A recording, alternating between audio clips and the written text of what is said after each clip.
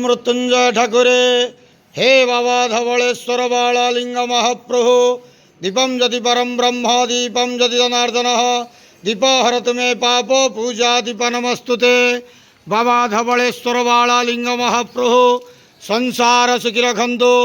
आज पवित्र गम्हा पूर्णिमा श्रावण पूर्णिमा शुभ शनिवार रे समस्त श्रद्धालु भक्त मानक आशीर्वाद करंतु। मनस्कामना पूर्ण करंतु। कर्म क्षेत्र उन्नति करंतु। ग्रहरिष्ट खंडन करंतु। जगतर मंगल करंतु। विश्वर कल्याण करंतु। आपणकर नाम विख्यात करंतु। सेवकर डाक श्रवण करंतु। समस्त गुआवसा भक्त मानकर मनस्कामना पूर्ण करंतु। बाबा धवलेश्वराय बालालिंगाय नमः। संसार सुखी रखंतु आनंद गेवार हरि बोलो।